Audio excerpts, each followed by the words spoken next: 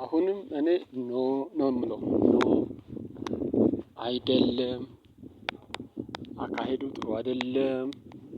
ኖ ኖ ለማንኛውም በሰው ቋንቋ ነው የምታወራው ወይንም ደግሞ በውጮች ቋንቋ ነው የምታወራው ብትለኝ አረብ ሀገር ተከፍቷል ጦርነት እንጀምራለን ብንል አረብ ሀገር ከፍተህ አይ ለነገሩ ለማንኛውም ምንም ነገር አያመጡም። ያው እንደውም ላንተ ይመቻል።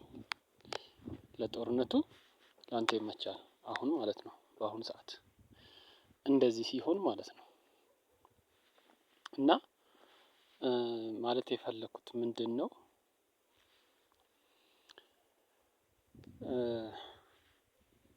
ማን በለፋው ማን ደም በተፋው ማን ይነግሳል ወይንም ማን ይዝናናበታል ነው። ለማንኛውም ኬትም አምጪው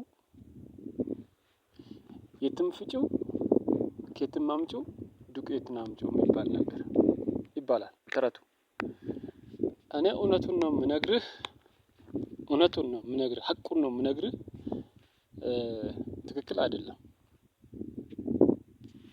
ያው ቅድም በፊት የነገርኩህን ነገር አሁንም ያው መስሎት ግርምሽ ና ሂድ እባክህ ወደዛ አልኩት። በቃ እኔ አሳፍራለሁ ብያለሁ፣ አሳፍሬ እመልሳለሁ። አሁንም አሳፍሬ ነው የመለስኩት። ክንዴ አይደለም ለሰው ብረት ያቀልጣል የሚለው ነገር አለ እና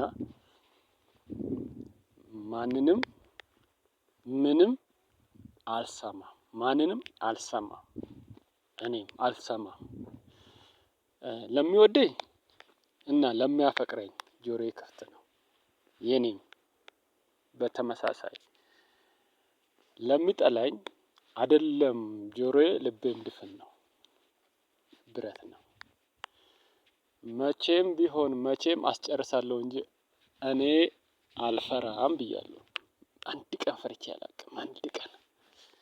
አንድ ቀን ይሄ በሳምንት ምናምን ጅብ ጅብ ሆኖ ነው እንጂ እንቀጥላለን ችግር የለም። ቆይቻለሁ እኔ 4 አመት ሃያ ምናምን አመት በላይ ነው። 24 25 አመት በላይ ነው ትግል ለኔ አዲስ አይደለም። እውነቱን ነገር ስነግርህ ምንም አልፈራም። እባብ ጭንቅላቱን ቢመታ አፈር ልሶ ይነሳል ይባላል። አንድ ነገር እባብ ልበ ደፋር ነው። ልቡ አይገኝም ይሽለከለካል እንደማለት ነው። እና የአንበሳ አንበሳ ነኝ። እሺ የአንበሳ አንበሳ ጥቁር አንበሳ አይጀምርም እንጂ ከጀመረ ከመጨረስ ወደ ኋላ አይቀርም የሚባለው ነገር አለ እና ማንኛውም ሰው ቢሆን ማንኛውም ሀይል ቢሆን ኢትዮጵያን አያቆማትም።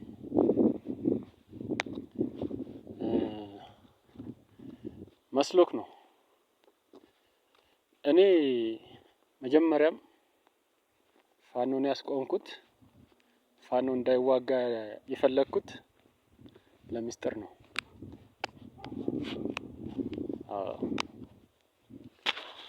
እንኳንስ አልተዋጋ እንኳንስ አቆመ። አንድ ሁለተኛ ደግሞ ከወደ ሸኔ እንዳይዋጉ የከለከልኩት ያቁሙ ያልኩት ለሚስጥር ነው። 2 መከላከያ የሀገር መከላከያ ደጀኑን ያውቃል፣ ህጉን ያውቃል፣ ስርዓቱን ያውቃል፣ ጠላቱን ያውቃል። ምን ማን መስራት እንደሚፈልግ ሁሉንም ያውቃል። ፋኖም እንደዛው ሸኔም እንደዛው። አሁን ግን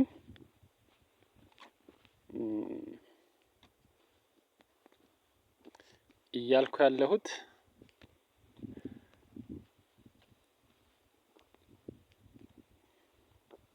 ማንንም ቢሆን ምንም ቢሆን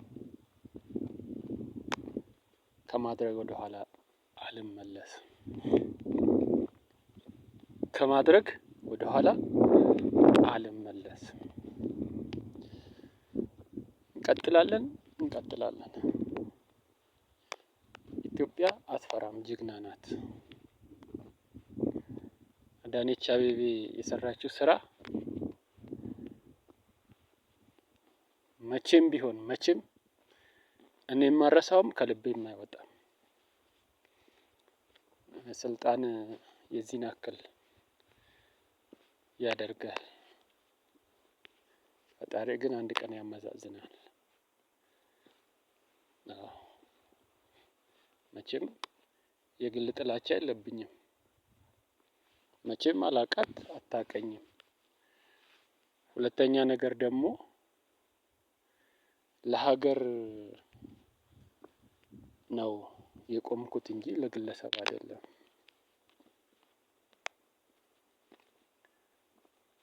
ይሄን ነገርም ወድጄ ወይንም ፈልጌው አይደለም፣ ተገድጄ ነው።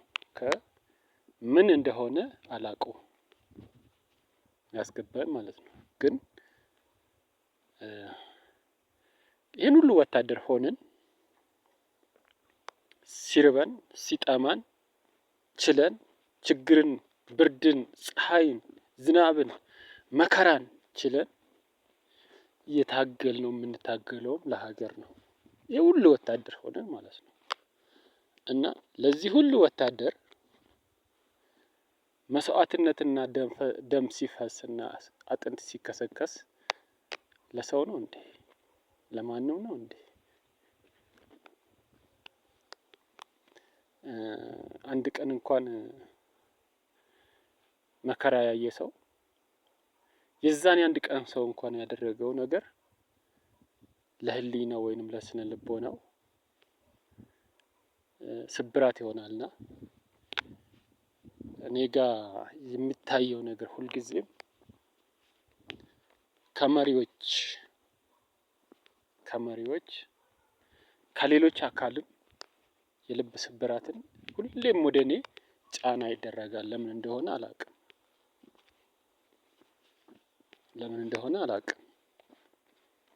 እኔ ከላይ ነው እንዴ ተሰጠው ነው እንዴ ብዬ ተመስገን ይሁን ብዬ ተቀብያለሁ። ተሰጠው ከሆነ ተመስገን፣ እንግዲህ ከላይም ከተደረገ ተመስገን፣ ምንም አይደለም። እኔ ልገፋ ብዬ ትቼዋለሁ። ግን ደግሞ ተገፋው፣ እሺ ብዬ ተውኩኝና ሌላው ቢቀር ቲክቶክ ከፍቼ በማወራበት ሰዓት ቲክቶክ እንኳን አንድ ቀን ስለተናገሩ በሁለተኛው ቀን ዘጉት። የኔን አይሆንም ተባልኩኝ። እሺ ብዬ ተውኩ። ምክንያቱም ሀገር የሚጎዳ ከሆነ፣ ሁለተኛ ነገር ደግሞ እዚቹ በመንግስት ወይንም በመከላከያ ችግር የሚያመጣ ከሆነ ብዬ ተውኩኝ። እንደ ሰብአዊነት ነው የማስበውና እኔ እንደ ሀገር ነው የማስበው፣ ለግሌ ሳይሆን ማለት ነው። እና እሱን ተውኩና ዩቲዩብ ውስጥ ገባሁ። በዩቲዩብም አሁን የማይሆን ነገር ሆነ። እሱንም ተውኩኝ። እሺ በፌስቡክ አልኩኝ፣ በፌስቡክም ተውኩኝ። ኦኬ ሌላው አሁን ደግሞ እሺ በጎግል ፈጠራ ለራሴ በምከፍተው ነገር ውስጥ ከገባሁኝ አንድ አላማ ነው ያዝኩት። ለአንድ አላማ ነው የምለፋው፣ ለሌላ አይደለም። ያን አላማ ግብ ላግባ ወይንም ግብ ይግባ ብዬ ብለፋ ካልሆነ ይቀራል። ምን ችግር አለው ታዲያ? ይሄ የጀመርኩት ደግሞ ከ20 ምናምን አመት በላይ አሁን እስከዚህ ጋር ድረስ መከላከያ የገባሁት 4 አመቴ ነው። አሁን 4 አመትን ድረስ የለፋሁት ቪዲዮም ሰርቼ በምንም አድርጌ ሁሉ ነገር ታይቷልና ማን ምን እንደሰራ ይታወቃልና ማን ምን እንዳቀና ይታወቃልና እኔ ብተው አንድ ቀን ደግሞ በማንም ይሄን ነገር ማን የጀመረው ብሎ ቤተሰብ ማንሳቱ አይቀርም፣ ልጄም ማንሳቱ አይቀርም። የወለደ ምን ሆነ? አይሞትም፣ አይቀርም። እውነቱን ነው የምነግርህ። እስከዛ ድረስ ግን እኔም ምን ማን ምን እንደሚሰራ አውቀዋለሁ። ምን እንደማደርገው አውቀዋለሁ። እና እንገናኛለን። አልፈራም፣ አልፎክርም። አሁንም እኔ ግርምሽ ነኝ። አሁንም ያው ነኝ። ያው የትላንትናው ነኝ። ምንም የምቀየርበት ነገር የለኝም። ምንም የምለማመጥ የምለምን ነገር የለ። ለሰው አልንበረከክም። ለእግዚአብሔር ብቻ ነው የምንበረከከው። ለማንም አልንበረከክም። ለምን ዛሬ አልሞትም? ለማንም አልንበረከክም። ለማንም አልመለስም። ህግ ግን የበላይ ነው። ህግ ይከበራል። ህግ የበላይ ነው። በቃ ህግን አከብራለሁ። ከዚህም በላይ ግን ህግን እጥሳለሁ የሚል ሰው ግን አልመለስም። ያው ነኝ። በቃ ይሄንን ነው የማወራው። ሀገር ተረጋግታለች። ሀገር ጦርነት ነው የጠላችው። ከጦርነት ወጥታለች። አሁን እያደረግን ያለነው የምላስ ጦርነት ነው። አሁን እያደረግን ያለነው የስምምነት ጦርነት ነው። አሁን እያደረግን ያለነው የመግባቢያ ምን እንደምናደርግ የምንግባባበትን ጦርነት ነው የምናደርገው። እኔ ግን የፈለገ ነገር ቢመጣ ትግሬን አላገባም። ሌላው ሊያገባ ይችላል። እኔ ግርምሽ ግን አላገባም። ለምን ዛሬ አልሞትም? በቃ ማግባት የምፈልገውን አገባለሁ። ማንም ሊከለክለኝ ማንም ሊያቆም